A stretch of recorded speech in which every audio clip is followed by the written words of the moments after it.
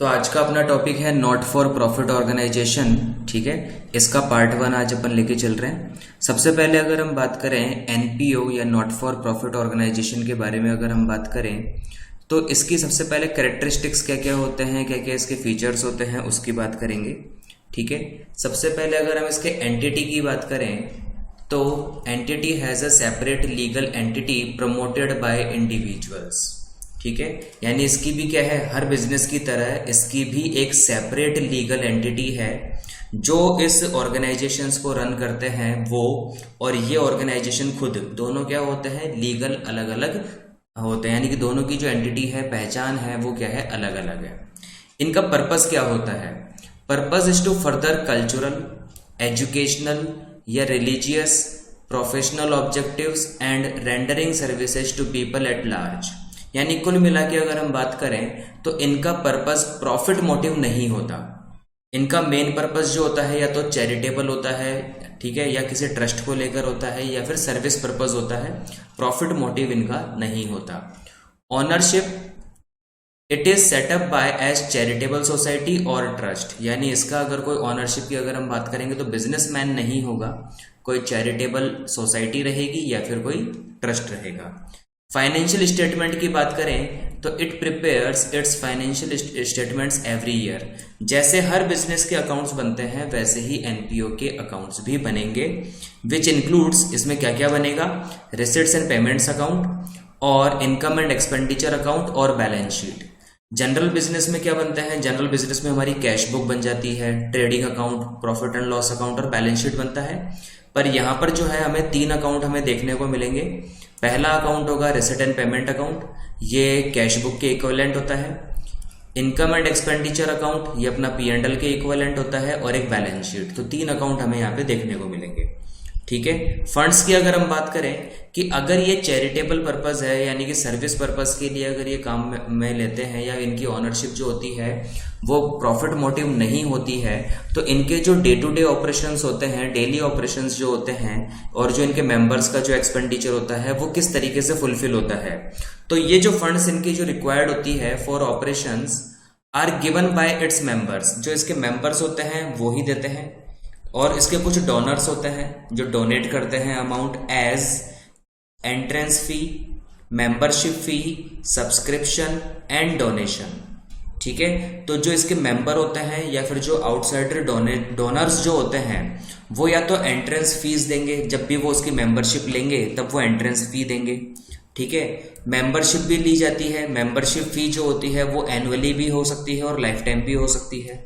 Subscription एक तरीके से जिसको अपन बोलते हैं कि डे टू डे ऑपरेशन के लिए सबसे मेन इंपॉर्टेंट अगर हमें मिलता है तो वो सब्सक्रिप्शन मिलता है। ठीक है, और एक लास्ट मिलता है डोनेशन। डोनेशन हमें जनरल पर्पस के लिए भी मिल सकता है और कोई स्पेशल पर्पस के लिए भी मिल सकता है। ठीक है, तो यहाँ पर जो फंड्स की बात है वो ये है। इसके बाद अगर हम बात करें कि हम सीधे अकाउंट्स पे चलते हैं कि हमें कौन से अकाउंट्स यहाँ पे बनाने होंगे, तो पहला अकाउंट्स अपना रिसिट एंड पेमेंट अकाउंट है। ठीक है, receipt and payment account is a summary of cash and bank account. ठीक है, या कैश और बैंक अकाउंट के जितने भी ट्रांजेक्शन्स होते हैं एक गिवन पीरियड के। यहाँ पर पीरियड का मतलब बिल्कुल क्लियर है, अप्रैल टू मार्च फाइनेंशियल ईयर जो होता है। तो जिस फाइनेंशियल ईयर में जितने ट्रांजेक्शन्स हुए हैं कैश या बैंक से रिलेटेड, वो सारे अकाउंट्स के जो एलिमेंट हैं वो रिसिट एंड पेमेंट अकाउंट में इंक्लूड किए जाएंगे। It is prepared from the cash book at the end of the financial year. जब हमारे पास फाइनेंशियल ईयर की जो कैश बुक होती है उसी से हम प्रिपेयर कर लेते हैं। All cash receipts are entered on debit side. Debit side में जितना भी कैश रिसिप्ट होगा वो लिख देंगे, और क्रेडिट साइड में जितना भी कैश पेमेंट होगा हम वो लिख देंगे। ठीक है, इसके बाद इसके कुछ फीचर्स हैं। ठीक है, ये मोस्ट इंपॉर्टेंट है। It is a summary of cash और बैंक ट्रांजेक्शन। सबसे पहली बात, कैश और बैंक ट्रांजेक्शन से, यानी कि ये कैश बुक की ही कॉपी होती है। ठीक है, it can be inferred that the receipt and payment account is similar to cash account, बात हो ही गई। No distinction is made between capital and revenue item। यानी जब हम रिसिट एंड पेमेंट अकाउंट को जब देखेंगे या उसको जब प्रिपेयर करेंगे तो हम कैपिटल आइटम्स में और रेवेन्यू आइटम्स में डिफरेंशिएशन नहीं करेंगे। चाहे कैपिटल एलिमेंट होगा चाहे रेवेन्यू एलिमेंट होगा, दोनों को हम यहाँ पर इंक्लूड करके चलेंगे। अच्छा, क्या एक्सक्लूड करेंगे? केवल एक आइटम हमें छोड़ना है, अगर कोई भी नॉन कैश आइटम हुआ तो वो यहाँ नहीं आएगा। फॉर एग्जाम्पल जैसे डेप्रिसिएशन है, डेप्रिसिएशन नॉन कैश आइटम है, उसको यहाँ नहीं लेंगे, लेकिन जो भी कैश एलिमेंट होगा वॉटेवर, चाहे वो कैपिटल नेचर का हो चाहे वो रेवेन्यू नेचर का हो, हम यहाँ पर इंक्लूड करके चलेंगे। ठीक है, अभी आगे मैं बताऊंगा कि रेवेन्यू नेचर क्या होता है और कैपिटल नेचर क्या होता है। It records all cash and bank transactions whether pertaining to the current period, previous year period और सक्सीडिंग पीरियड। कुल मिला के बात है, यहाँ पर जितने भी कैश के ट्रांजेक्शन्स होंगे वो यहाँ पर इंक्लूड किए जाएंगे, चाहे वो करंट ईयर से रिलेटेड हो, चाहे वो प्रीवियस ईयर से रिलेटेड हो या फिर वो नेक्स्ट ईयर से रिलेटेड हो। हमें यहाँ पर ईयर को ध्यान में नहीं रखना है, हम यहाँ पर इंक्लूड करेंगे अगर करंट ईयर में रिसीव हुआ है तो, या पेमेंट हुआ है तो। ठीक है, करंट ईयर में रिसीव या पेमेंट मेजर करता है वो अमाउंट प्रीवियस ईयर का था या नेक्स्ट ईयर का था या करंट ईयर का था, रिलेटेड किससे था इससे हमें कोई मतलब नहीं है। अगर करंट ईयर में अमाउंट रिसीट या पेमेंट हुआ है तो हम यहाँ पर लिखेंगे। इसका एक फॉर्मेट है, फॉर्मेट में डेबिट साइड क्या क्या आएगा और क्रेडिट साइड क्या क्या आएगा वो यहाँ पर एक एग्जाम्पल के तौर पर है। सबसे पहले रिसिट में अगर आप देखेंगे तो जैसे अपन कैश बुक में ओपनिंग बैलेंस लिखते हैं कैश और बैंक का, वो हम लिख देंगे। ठीक है, उसके बाद जितनी भी कैपिटल रिसिट्स है वो भी हम लिख देंगे। ठीक है, जैसे प्रीवियस ईयर की हो, ठीक है, जो जैसे प्रीवियस ईयर का हो तो वो भी लिख देंगे, प्रेजेंट ईयर का होगा तो वो भी लिख देंगे और नेक्स्ट ईयर का होगा तो वो भी लिख देंगे। अगर हमें कोई ग्रांट मिलता है स्पेसिफिक पर्पस तो वो भी हम लिख देंगे। कोई जनरल ग्रांट्स, जनरल कोई डोनेशन मिलता है, रेंट रिसीव होता है, ठीक है, डिविडेंड हमें मिला, इंटरेस्ट रिसीव हुआ या लाइफ मेंबरशिप फीस हमें मिलती है या सेल ऑफ फिक्स्ड एसेट्स होता है, तो वो सारा का सारा जो एलिमेंट है जिससे भी पैसा आएगा वो सारा हम यहाँ पे लिख देंगे। आप देख सकते हो यहाँ पर कुछ एलिमेंट ऐसे हैं जो असेट्स को रिप्रेजेंट करते हैं या लायबिलिटी को रिप्रेजेंट करते हैं, और कुछ एलिमेंट ऐसे हैं जो रेगुलर एक्टिविटी को रिप्रेजेंट करते हैं। ठीक है, जैसे अगर अपन बात करें लाइफ मेंबरशिप फी, तो लाइफ मेंबरशिप फी हमारी लायबिलिटी होगी क्योंकि ये वन टाइम ही मिलेगी। ठीक है, तो जो वन टाइम होंगे वो हमारे कैपिटल नेचर है, और जो बार बार होंगे जैसे रेंट रिसीव्ड हमें हर महीने रिसीव होगा, तो ये जो रेगुलर एक्टिविटी वाले होते हैं ये हमारे रेवेन्यू नेचर के होते हैं। ठीक है, ऐसे पेमेंट की अगर अपन बात करें तो बाय बैलेंस बीडी ये तब आएगा ओपनिंग बैलेंस जब ये ओवरड्राफ्ट में चल रहा हो। ठीक है, उसके अलावा हमने क्या क्या पेमेंट किया होगा, सैलरी हम पे करते हैं, रेंट पे करते हैं या repair, investment, audit fee, miscellaneous payment, insurance, drawing, bank overdraft का पेमेंट, या फिर बिल्डिंग हम परचेस करें या बुक्स परचेस करते हैं या कोई लोन पेमेंट करते हैं, तो वो सारा का सारा यहाँ आ जाएगा, और एंड में जो कैश और बैंक का क्लोजिंग बैलेंस होगा वो नीचे आ जाएगा। ठीक है, तो यहाँ पर भी आप देख सकते हो पेमेंट में भी हमने डिफरेंशिएशन नहीं किया है कि वो रेगुलर एक्टिविटी हम इंक्लूड कर रहे हैं या फिर कोई एसेट्स लायबिलिटी हम इंक्लूड कर रहे हैं, तो यहाँ पर हमें डिफरेंशिएशन नहीं करना है। कैपिटल नेचर, रेवेन्यू नेचर सबको काम में लेके चलना है। बस रिसिट साइड, डेबिट साइड हम लिख देंगे रिसिट और क्रेडिट साइड हम लिख देंगे पेमेंट। ठीक है, इसके बाद अगर अपन इसके शॉर्ट ट्रिक की बात करें तो केवल आप एक लाइन याद रख सकते हो, एनी कैश एलिमेंट, चाहे वो रेवेन्यू हो या कैपिटल, चाहे वो किसी भी ईयर का हो, प्रीवियस ईयर, करंट ईयर या नेक्स्ट ईयर का, must be received in paid in current year.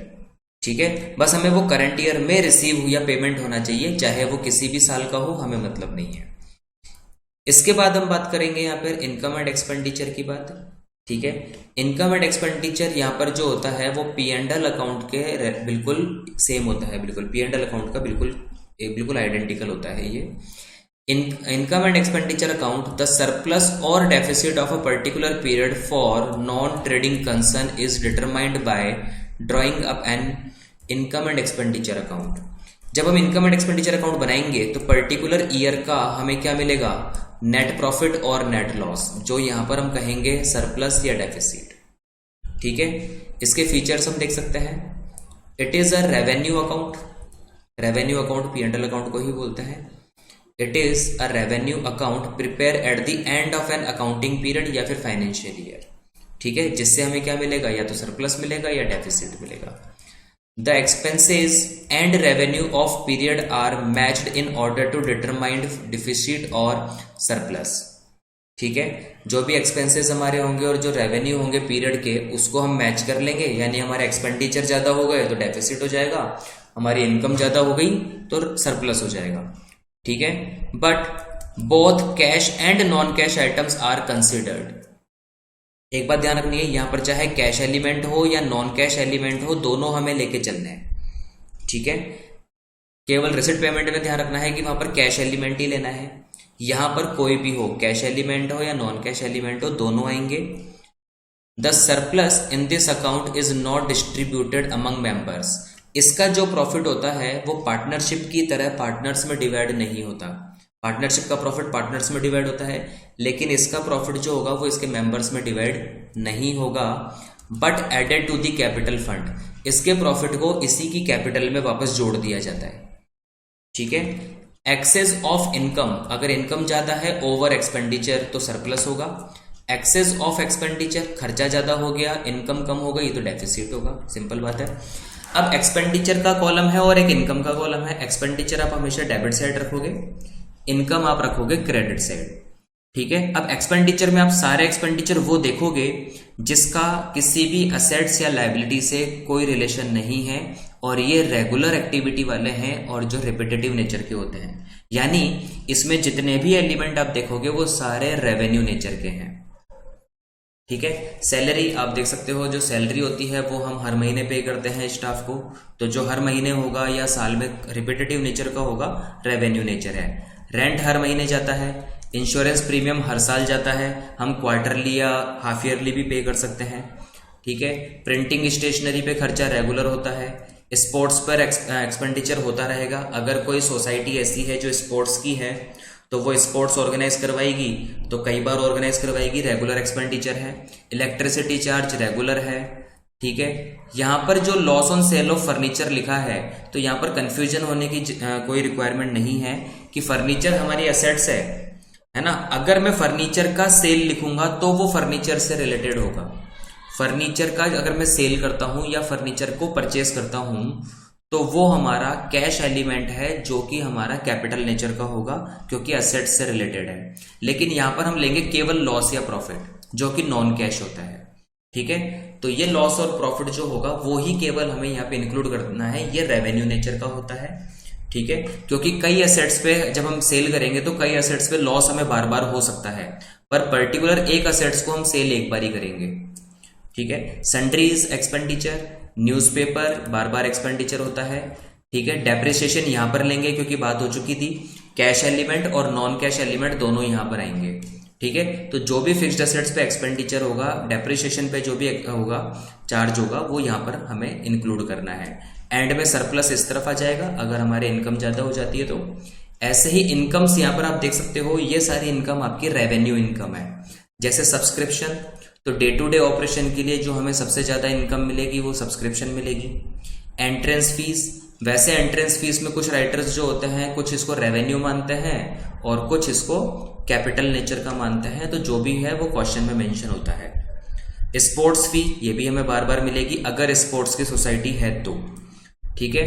Cell on old newspaper, तो ओल्ड न्यूज़पेपर को सेल करना, तो न्यूज़पेपर हमारी एसेट्स नहीं होते, इसलिए ये रेवेन्यू इनकम में आएगा। इंटरेस्ट ऑन इन्वेस्टमेंट, असेट्स के ऊपर अगर हमें इंटरेस्ट मिल रहा है तो ये हमारा रेवेन्यू है, क्योंकि इंटरेस्ट हमें हर साल मिलेगा। ठीक है। इसी तरीके से हम देख सकते हैं कि अगर डेबिट साइड ज्यादा हो गया एक्सपेंडिचर, तो बैलेंसिंग फिगर जो आएगा वो डेफिसिट आएगा बाय साइड। तो ये फॉर्मेट हो गया अपना इनकम एंड एक्सपेंडिचर का। ये फॉर्मेट हम बार बार देखेंगे जब भी हम प्रैक्टिकल क्वेश्चन करेंगे। इसका एक छोटा सा शॉर्ट ट्रिक अगर आप याद रखना चाहो तो रख सकते हो, केवल रेवेन्यू इंक्लूड करना है करंट ईयर का, बस। ना हम इसमें प्रीवियस ईयर काउंट करेंगे, ना हम इसमें नेक्स्ट ईयर काउंट करेंगे, केवल करंट ईयर के रेवेन्यू अकाउंट को ही काउंट करेंगे बस। ठीक है।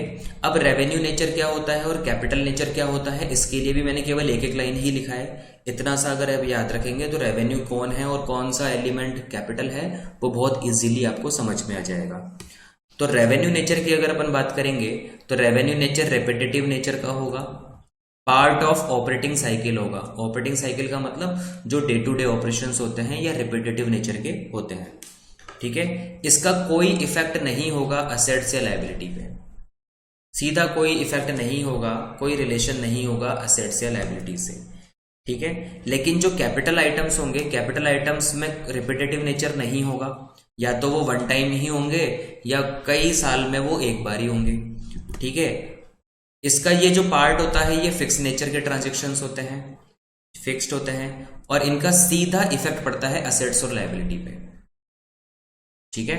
तो अगर इतना सा हम याद रखते हैं तो हमें याद रहेगा कि अगर हम रिसीट एंड पेमेंट की बात करेंगे तो केवल कैश एलिमेंट लेना है, चाहे रेवेन्यू हो चाहे कैपिटल हो कोई फर्क नहीं पड़ता, और किसी भी ईयर का हो कोई फर्क नहीं पड़ता। लेकिन अगर हम इनकम एंड एक्सपेंडिचर की बात करेंगे तो कैश एलिमेंट और नॉन कैश एलिमेंट लेंगे सिर्फ करंट ईयर के, और वो भी रेवेन्यू आइटम, सिर्फ कैपिटल आइटम्स यहाँ पे नहीं लेने हैं। इसके बाद अगर हम बात करें कि मान लो कि अगर कोई एलिमेंट ऐसा है, जैसे मान लीजिए कि हम यहाँ पर एक ले लेते हैं कि मैंने एक रेंट पेड लिखा, और रेंट पेड मान लीजिए कि मैंने लिखा कि 40,000 का मैंने रेंट पे किया, ठीक है। अब इसमें इंक्लूड है प्रीवियस ईयर का अमाउंट भी और नेक्स्ट ईयर का अमाउंट भी इंक्लूड है, ठीक है।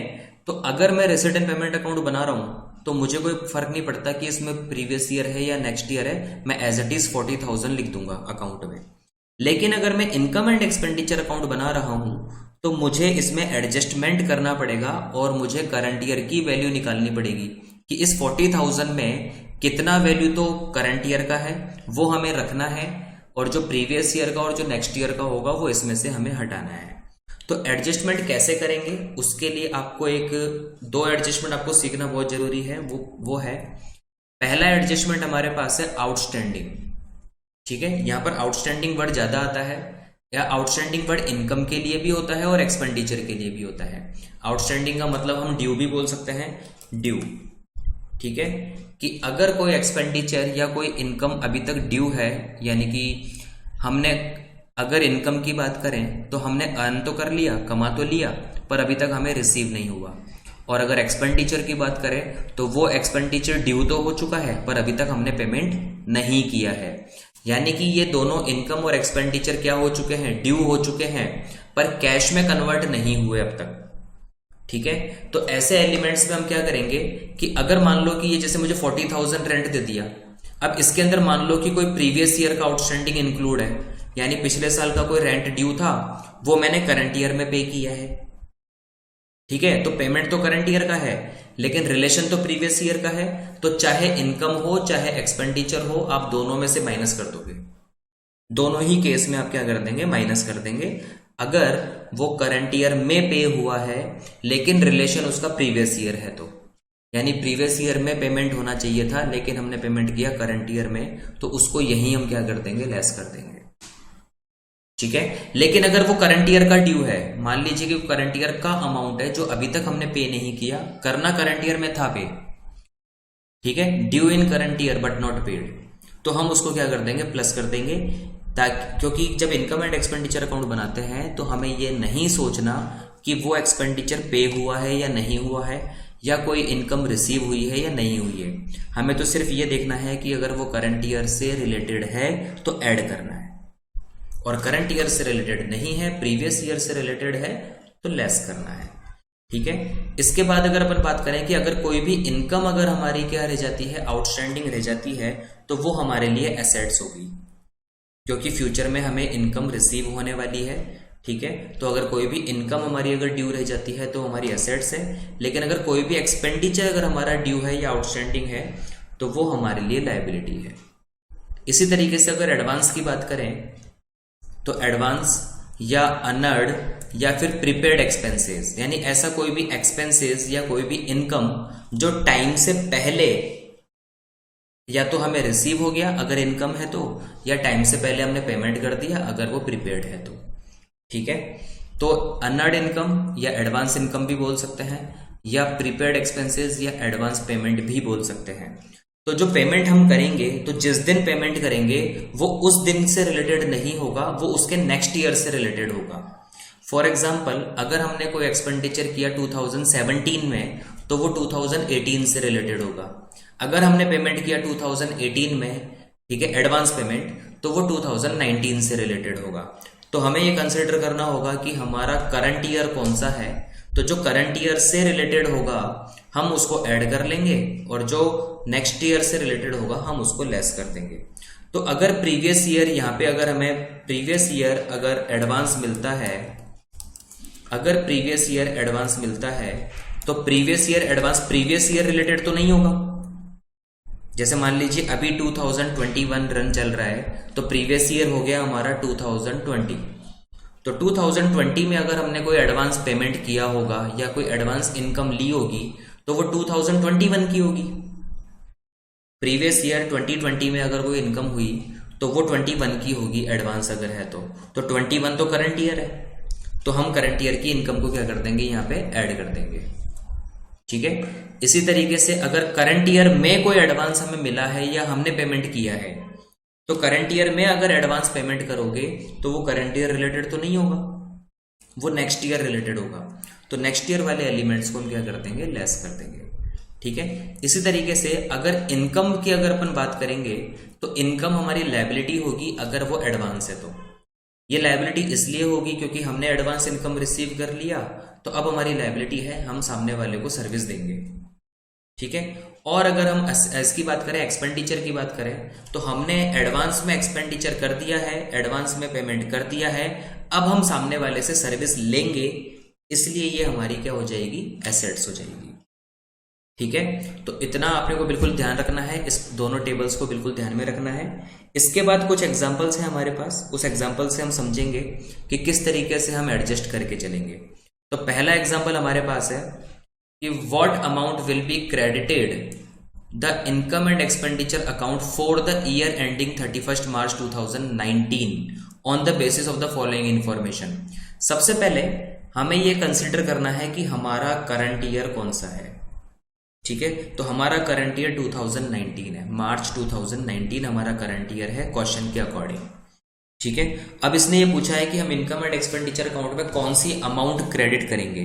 तो पहली बात, हम तो वही अमाउंट क्रेडिट करेंगे। सॉल्यूशन में हम बात करते हैं कि हम तो वही अमाउंट क्रेडिट करेंगे जो करंट ईयर रिलेटेड होगी। ठीक है, आया समझ में।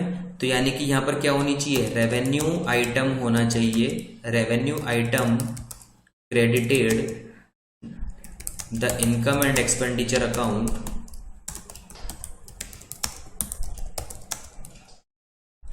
of current year only। ठीक है। तो यहां पर आपको करंट ईयर का निकालना है। तो सबसे पहले आपको यह देखना है कि आपको सब्सक्रिप्शन रिसीव कितना हुआ है। तो सब्सक्रिप्शन रिसीव आप देख सकते हो, आपको रिसीव हुआ है 1,80,000 नीचे दिया हुआ है।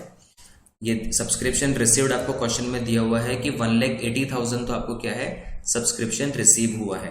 रिसीव होने का मतलब ये नहीं है कि ये हमारा करंट ईयर का है।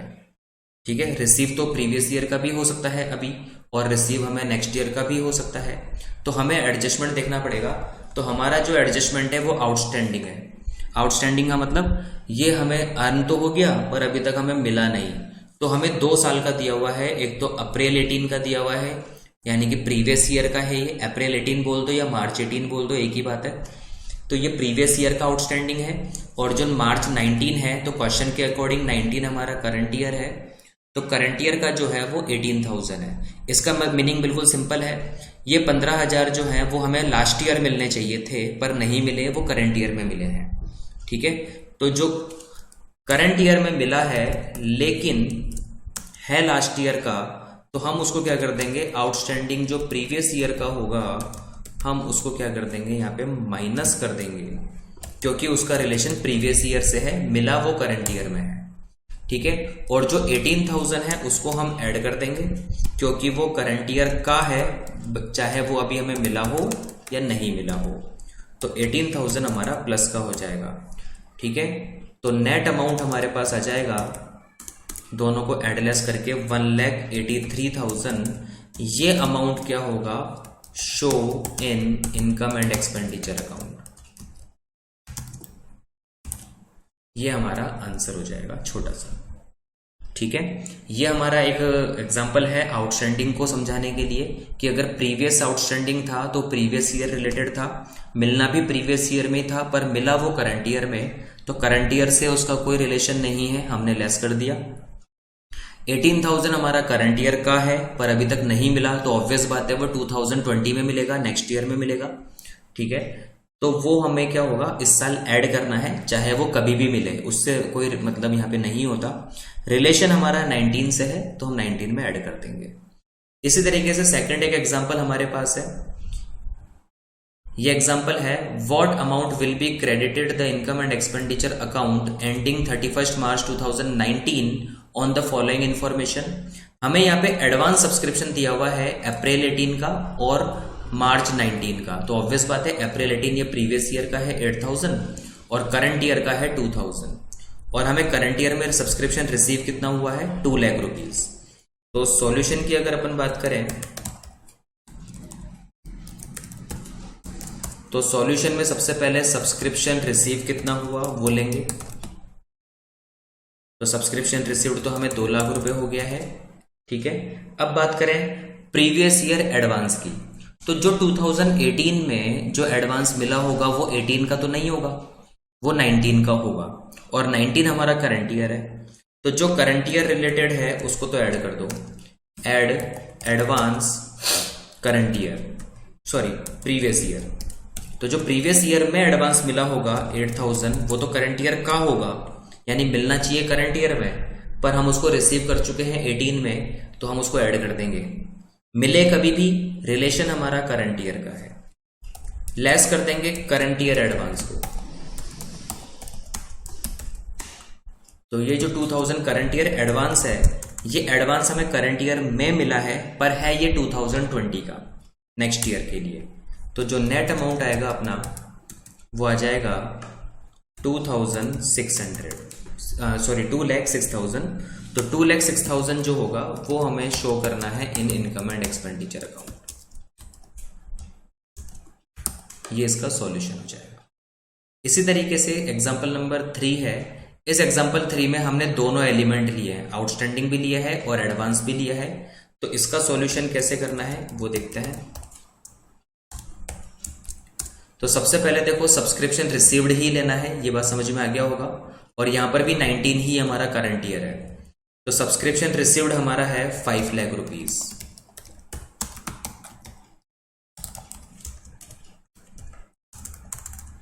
इसमें हमें क्या करना है, आउटस्टैंडिंग है प्रीवियस ईयर का भी और करंट ईयर का भी, तो ऑब्वियस बात है लेस कर देंगे हम प्रीवियस ईयर का। तो जो आउटस्टैंडिंग होगा प्रीवियस ईयर का वो हम लेस करेंगे क्योंकि उसका प्रीवियस ईयर से ही रिलेशन है। तो 20,000 हमारा प्रीवियस ईयर का दिया हुआ है, वो हम लेस कर देंगे। ऐड कर देंगे आउटस्टैंडिंग करंट ईयर का जो कि 15,000 दिया हुआ है। ठीक है, फिर जो एडवांस हमारा सब्सक्रिप्शन है 4,000 प्रीवियस ईयर का, तो उसका रिलेशन हमारा करंट ईयर से है, इसलिए ऐड कर देंगे एडवांस प्रीवियस ईयर 4,000 और लेस कर देंगे हम एडवांस करंट ईयर, क्योंकि वो नेक्स्ट ईयर के लिए हमें करंट ईयर में एडवांस मिला होगा, तो ये 6,000 हम लेस कर देंगे। तो सारा जो अपन एलिमेंट है वो एड लेस करने के बाद जो हमारा नेट अमाउंट आएगा, ये नेट अमाउंट हमारे पास हो जाएगा 5 लाख। 5 लाख में से अपना जो ऐड वाला जो एलिमेंट है वो तो 15 और 4 19,000 है, और माइनस का जो एलिमेंट है वो 26 है, तो यानी कि 4,93,000 हमारा नेट अमाउंट आ जाएगा। ठीक है, इस अमाउंट को हम इनकम एंड एक्सपेंडिचर अकाउंट में ले जाएंगे। ठीक है, इसके बाद एक एग्जांपल और है जो थोड़ा सा इनसे अलग होगा। ये है हमारा example number 4। How much amount will be recorded in income and expenditure account if club has 400 members each paying an annual subscription of 100 rupees. और यहाँ पर एक एलिमेंट और दिया हुआ है, आउटस्टैंडिंग सब्सक्रिप्शन है ऑन 31 मार्च 19 वर 2,000 रुपीज। तो अब इसके सॉल्यूशन की अगर अपन बात करें तो इसके सॉल्यूशन का ये बात होगा कि जो सीधा जो अपन है वो अपन नेट अमाउंट निकालेंगे। कि हम ये जानते हैं कि हमारे पास 400 मेंबर्स हैं और हर मेंबर जो है वो 100 रुपीज पे करेगा। तो ऑब्वियस बात है एक साल में हमारे जो ऑर्गेनाइजेशन है उसे 40,000 रुपीज का सब्सक्रिप्शन मिलना चाहिए। ठीक है, तो इनकम एंड एक्सपेंडिचर अकाउंट में हम वही एलिमेंट लिखते हैं जो मिलना चाहिए या जो पेमेंट होना चाहिए। कितना मिला, कितना चुकाना है, कितना मिल चुका है या कितना चुका दिया हमें इससे कोई मतलब नहीं है, रिसिट से और पेमेंट से कोई मतलब नहीं है, करंट ईयर से रिलेटेड कितना है। तो 400 मेंबर हैं, हर मेंबर जो है वो 100 रुपीज पे करेगा, ठीक है। तो 40,000 हमें मिलना चाहिए। लास्ट लाइन का मतलब इतना ही है कि 40,000 में से हमें 2,000 नहीं मिला तो नेट अमाउंट हमें 38,000 मिला है। तो जो नेट अमाउंट 38,000 मिला है वो रिसिट एंड पेमेंट अकाउंट में चला जाएगा, ठीक है। लेकिन इनकम एंड एक्सपेंडिचर अकाउंट में तो 40,000 ही आपको एंटर करना है, क्योंकि करंट ईयर में कितना एक्रूवल है वो हमें यहाँ पे लिखना है, ठीक है। तो आज के सारे टॉपिक्स अभी जो है वो बेसिक टॉपिक्स क्लियर हो चुके होंगे, ठीक है। अब इसके रिगार्डिंग अगर कोई भी प्रॉब्लम है तो आप पूछ सकते हो। बाकी के जो नेक्स्ट टॉपिक है उसमें हम जो है बाकी जो प्रैक्टिकल है और जो भी एलिमेंट्स हैं उसके बारे में बात करेंगे कि कौन कौन से रेवेन्यू एलिमेंट्स हैं उनको डिटेल में पढ़ेंगे, कौन से कैपिटल एलिमेंट है उनको फिर डिटेल से पढ़ेंगे, और जो प्रैक्टिकल होगा, बड़ा जो प्रैक्टिकल क्वेश्चंस होगा उसको लेके चलेंगे।